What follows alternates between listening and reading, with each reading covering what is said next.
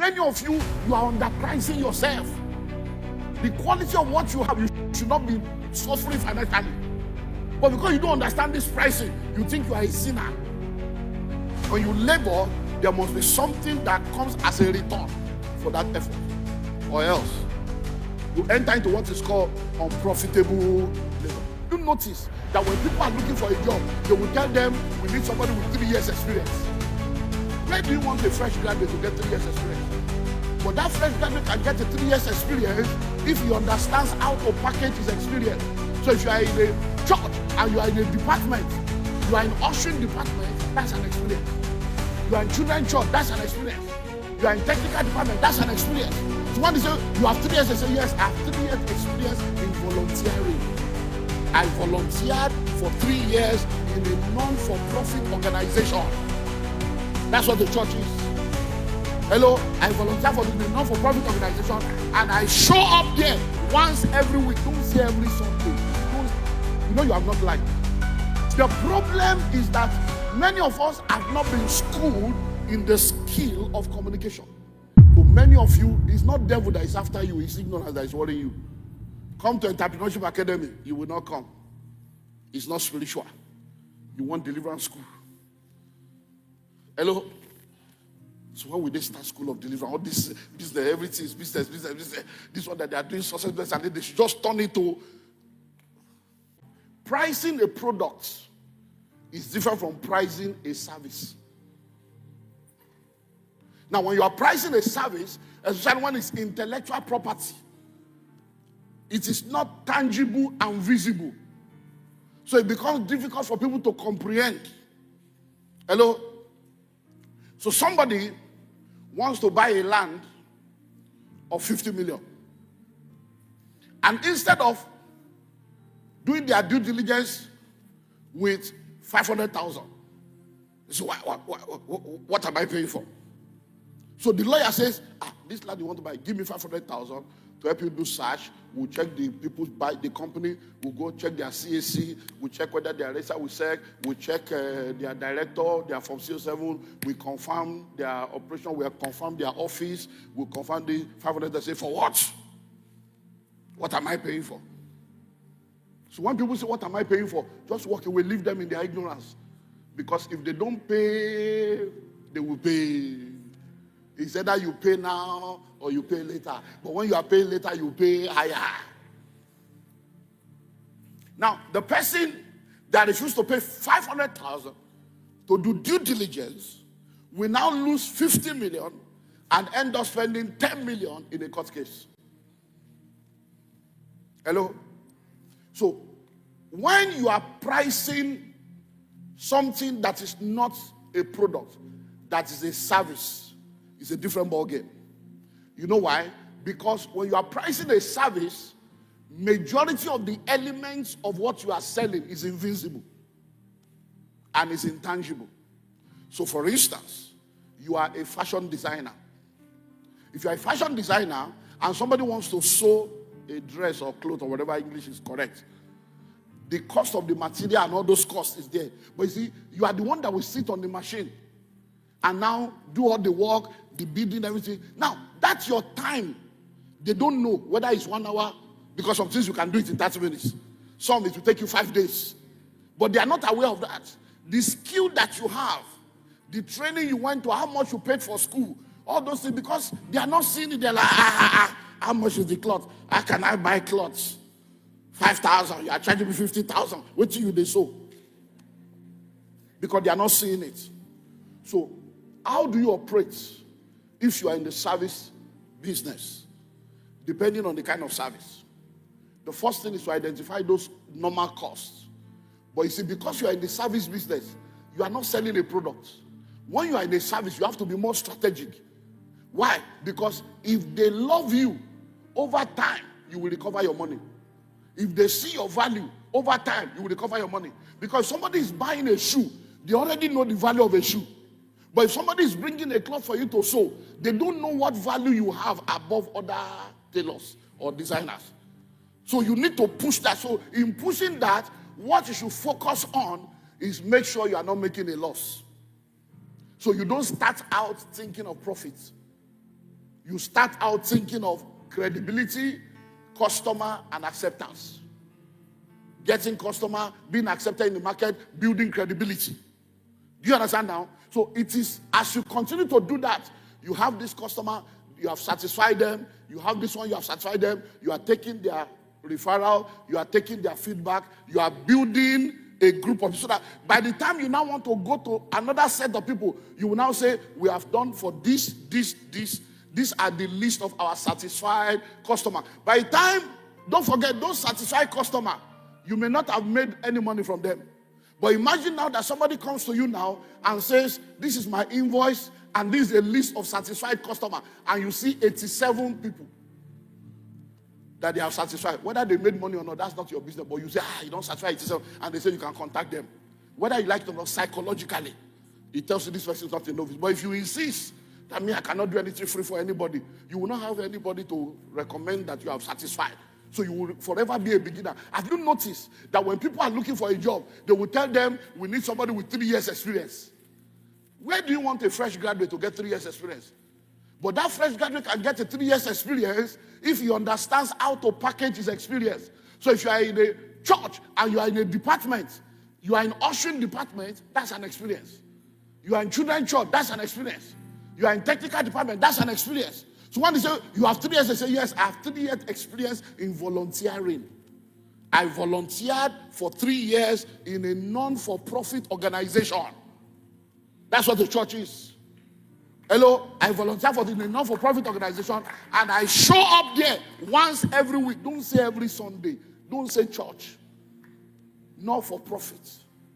Hello, a faith base. Do you understand now? And don't say every Sunday, I volunteer and I'm there once every week, twice every week for the past 11 years. Abba.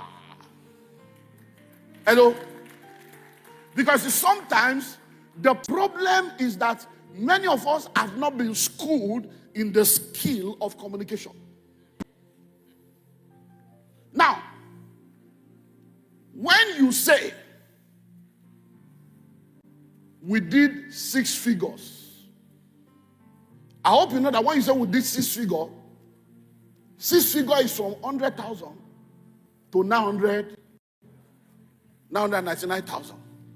It's less than $1 million. But when you say we did 6 figure, you have left them with a wide gap to be using their brain to crack. But when you say, how much did you make last year? 200,000. How can you say 200,000? We did 6 figure. Because it is what? 6 figure. 100,000, 6 figure. 300,000, 6 figure. 800,000, 6 figure. So we did 7 figures last year. 7 figures. 7 figures is from 1 million all the way. We did 8 figures. Say, Hello? Now, just to help you. Because communication is very key. Now, if you have, look at this, if you have a carton or a box, and inside that box, let's use pharmaceutical for instance. So inside that box, you now have 20 packs. Please, mathematics, somebody be helping me. There's a box. Inside that box, you have 20 packs. Inside each of those packs, you have 10 sachets. So that's now 10 sachets times 20 boxes. Abi? Okay, so do the calculation. Then inside each sachet, you have 20 tablets. So that's 20 tablets times 10 sachets in the box times 20. What's the total? 4,000. Now, listen. If you now say, I'm telling you, service, you are an NGO, you are a comedian, you are, that if you now say, last year alone, we gave 4,000 tablets, you know you have not lied. But if you say last year we gave 1 carton, what is she now? You gave just 1 carton. But if you say last year we gave away 4,000 tablets. Once they see 1,000, they are forgotten tablets. In psychology, they won't think tablet is number, not tablet. It's numbers, 4,000. Hello? So when you are pricing a service, focus more on what? Credibility, customer base, and what's the third one? Did you write it down? Acceptance, yeah. So now, So there are a lot of things you will do pro bono. A lot of things, especially you are a comedian, you are a speaker, you are a consultant. You need to have what we call the proof of concept to even be sure that this thing can work. And to do that, it's not money you are looking for. It's those three things. With time, you can now begin to build yourself. When you are getting testimonial, you are seeing the value. You now begin to say, okay, I can now charge this. I can now charge this. I can now charge that. Do you understand that? So now let me go to the other side of pricing. Don't price yourself too high. It can be a problem. Don't price yourself too low. It can be a problem. When you now decide to price, too high, too low can be a problem. But what determines whether the pricing is appropriate, because pricing is relative to your target market, is the fact of who is the person that is buying. Because there are some people, once it is cheap, they are not interested. Because cheap communicates fake, communicates inferior. But when it is expensive, it communicates class, exclusivity. Because at a level in the life of people, they don't buy product, they buy experience. They buy status, they buy belong. So you have to now decide by yourself that, you know what, this is where I'm going to operate. Now, let me see if I can give you 2 true life stories using my experience. So we started our estate in 99, with 1997, 98, 99, just buying. Then in 2001, we started the major estates. We bought the land for 50,000 and sold for 100,000. Great mistake. We thought we were making profit. We bought for 300,000 per acre. We sold for 500. Great mistake. Till today, I have not recovered from the debt. 24 years later. The trouble is still there 24 years later. Why?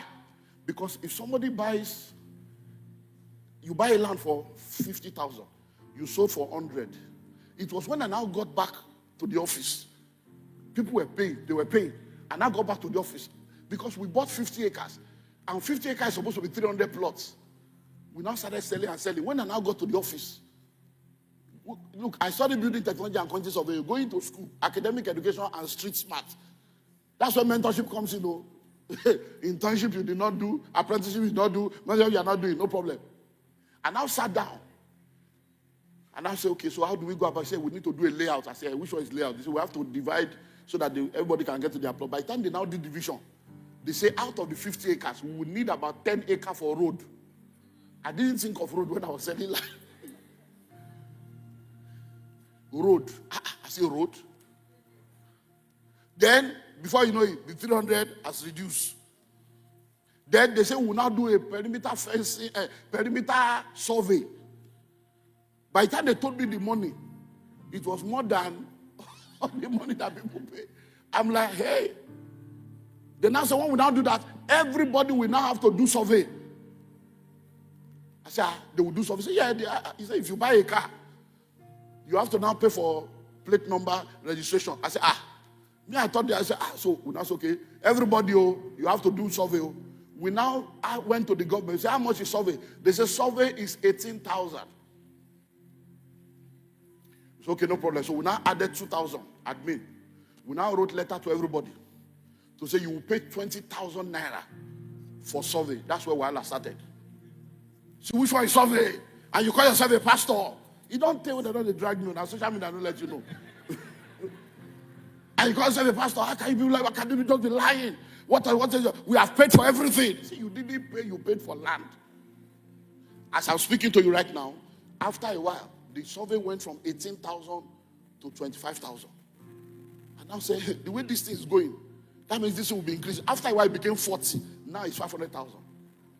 You know what I now did? All the profit, all the other money, I now went ahead to do the survey for everybody.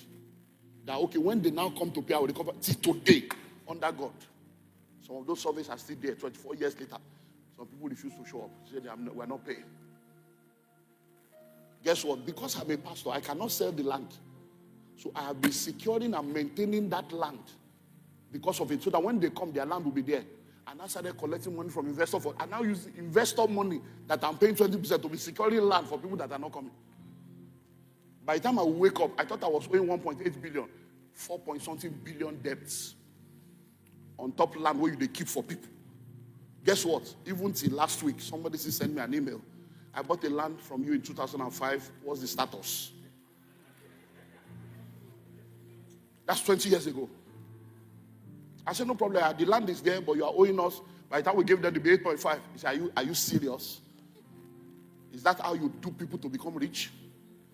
How can I pay you 8.6 million for a land I bought for 200,000? You will hear from my lawyer last week. What was the charge? In the letter we gave to them, we said, this land we are giving you now, you have 5 years to build. It was documented. After 5 years, you will now begin to pay security and maintenance. So all we charge is 10,000 per month times 12 times the number of years. And then we'll do your new survey in the present level. At the point, I had 89 court cases. Yes, your pastor. I was going to FCC and going to anti-fraud, going to... We meet people. Even this one, I still went to FCC, was it 2 weeks ago? When I got there, hey, bless you, sir, bless you, sir. I said, hey, my people, my people. Pricing. I went to London to sell land. So I said, since we are selling this land, in those days, pounds was 250 naira to a pound. And it was like that for almost 20 years or more. If you know about it was 250. It never went below 240, never went above 260. Stayed like that for almost 20 years. Very stable economy. So I went to Ben TV, I went to Nigeria FM, and I did publicity. Come and buy land in Nigeria, £400 per plot. Because I just wanted to sell the same Nigerian naira I converted to pass £400. Lots of people were calling. Lots of people were texting. They want to buy, they want to buy. So when they started to say, okay, so you say 400, is that the first installment? I said, no, 400 is the old land. The old land. Because where they are coming for that £400, he cannot even pay their monthly bill. This guy cannot be real. How can you want to sell a whole land? £400. I came back, maybe I saw a few plots. So I was confused. I said, God, what am I doing? They said, your price is too small. So you are pricing like a Nigerian. You have forgotten the... Guess what? Because of time. 3 months later, I went back to the same TV station, the same radio station, announced the same plot of land, £2,000. And they started paying. Because now it was closer. Because sometimes you think you are a good person. You are not a good person. You are just an ignorant person. Hello? When I started out in book writing, I did a research on books. And when I did my research, I discovered the 5 secrets of best-selling author. Number 1 is the name of the author. You must have a name that people want to listen to. Number 2 is the title of the book. Number 3 is the contents of the book. Number 4 is the quality of the book. Number 5 is the price of the book. So when I discovered that, I told myself the truth. If people are lying to you, don't lie to yourself. Some of you think because you are reigning in your church, you are reigning in the body of Christ. You are not. You can even reign in Lagos. They don't know you in the East. There are powerful musicians in Aba. Nobody knows them in Lagos. They are local reigning. Because you can either be a big fish in a small river or a small fish in a big river. So I sat down and I told myself, out of these 5, Olumide, name 0. Nobody knows you. Hello? Content 0. It is when they read it that they will know the content. So don't deceive yourself that I know what I wrote. You are not the one going to buy it. Hello? So if name is 0, content is 0, you are left with 3. Price, quality, and title. So I became a professor in titling my books. So if you see all my books forever, I've been an author for about 6 years now. You see all my books, you will never see pastor there. Olumide EMMANUEL. And when you see the title, singles, thou art loose. Because your title must not be more than 5 words, maximum 6. Then you use explanation. So I I went around, I started doing so. By the time they look at the title, because when you want to buy, you look at the title. When you look at the title, it will attract you. When you now pick the book, quality, you now open. The pages are well arranged. The wordings are not making your eye to shuloju. You know, they are very easy to read. You know, you look at everything. Now, when you look at that, you now go to the back to read about the authors. Okay, only church. Okay. You now read about that. Then you go inside, look at the table of content. When you have looked at that, the next thing you want to check is how much. If it's too expensive, you drop it. Who is it? So I decided that quality, title, and price will give me my penetration. So as I started writing books, I got to a point where anytime I release a book, there are people that know this guy writes well. His books are exceptional. So when I discovered that I have captured that, I now told myself it's time to now start making big money. So I started with Pathway to Wealth.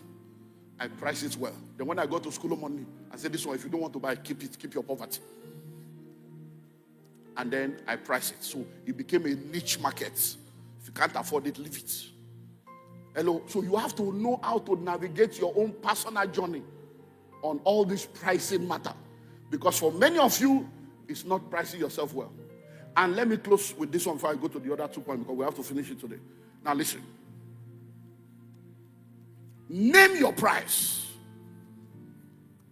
In the last few weeks, I've been tagged on some issues that have been online. Because of the people that were involved, there are people in my network that are known along. Say, if Olumide EMMANUEL speaks for him. And people were tagged, they call your name, they call your name. Now listen. If you want to price, don't reduce your price, give discounts. Hello? So when you hear now that, mentorship is $20,000. If you can't afford it, just keep quiet. Move on. But guess what? If you now have a desire and a hunger for learning, by the time you now contact and say, I saw that there is mentorship for $20,000. I cannot afford it. Is there anything you can say? Oh, no. Just pay 10%. Why? Because sometimes what people do is they put a price to create a brand perception. That doesn't mean that's what they will collect. Hello? So when you are a comedian, you are a musician, you can't charge. Do you understand now? And if they don't say how much, okay, well, the normal fee that we charge for something like this is this amount. But because it's a church, we only accept honorarium. So you put it at the top, normal fee. Because the same musician that I am, I go to sing at weddings, I sing at burial, I sing at housewarming, I sing at party. And that is not a church. So I charge for that. Do you understand? So, but now that a church is calling me, no, it's the work of God. Whatever you can get a normal fee for, but because so what you have done is psychology. You have let people know that normally this is so, then whatever they give you, you collect with joy. Because it's only God that blesses. God is your source. Do you understand now? Whether you are a speaker, those are things you do. Me now, I'm a pastor, but I'm also a coach and a consultant. When I went to Harvard, I paid school fees in dollars. I didn't pay in naira. And you did not pay it. I'm the one that paid it. How will I recover the money? Do you understand? So when you invite me as a pastor till tomorrow, I still go to places where they give me nothing. Hello? Where I went to yesterday, that I'm telling you, I went to 3 meetings yesterday. Only one was love of rich. One is a amper they gave me. Amper. The second one, they gave me juice. Olumide EMMANUEL 2025. No, if we don't say these things, you will not know. Hello? But guess what? When I finished in the men's conference yesterday, the overseer said, wow, in fact, we didn't know we could get you. We are so, this is powerful. We have seen you in another dimension. In fact, we need you to come. Can you come around November? I said, if the date is okay, I will come. Why? Because I'm a Christian. But guess what? This same week, I've been to Port Harcourt, it's invoice. They pay before I left Lagos. I've been to Abuja, it's invoice. They pay before I left Lagos. Why? Because that one is not Pastor Olumide, that's Dr. Olumide EMMANUEL. So the money from those two can cover for your 1 year salary. Are you seeing how these things work? So if you don't understand this thing, many of you are underpricing yourself. The quality of what you have, you should not be suffering financially. But because you don't understand this pricing, you think you are a sinner. Hello? Anybody that invites you to come and talk in a real estate conference, they already know you will pay. Because it's not anointing you need. So if you are not making profits, it is not a business, it's a charity. So you have to differentiate between non-for-profit, faith-based, NGO, and a business. If you are not making, in all labor, there is what? In all labor, there is what? When the Bible says in all labor there is profit, it's not money, but money is included. It means that when you labor, there must be something that comes as a return for that effort. Or else, you enter into what is called unprofitable labor. Come unto me, all ye that labor and are heavy laden. So there must be profits. Very, very important. So if you are doing business and you are not making profits, that's trouble. So sometimes you need to, too many things. You need a heart to make a mark as a business person. Sometimes you need to just make that decision in Yoruba. Just make that decision that from today I'm not doing any business. I remember years ago, our senior pastor shared out that he made up his mind that any business that is below this amount, I'm not doing again. The very minute he made up his mind that any business below this amount, I'm not doing again, guess what happened? The businesses above that amount started showing up.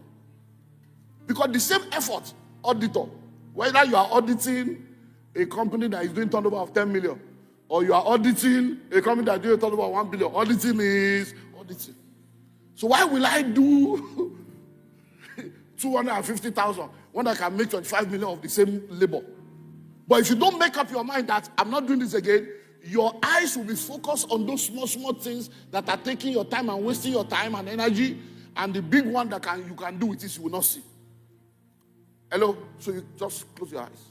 Sometimes you know that for my business to go to the next level, I need to employ people.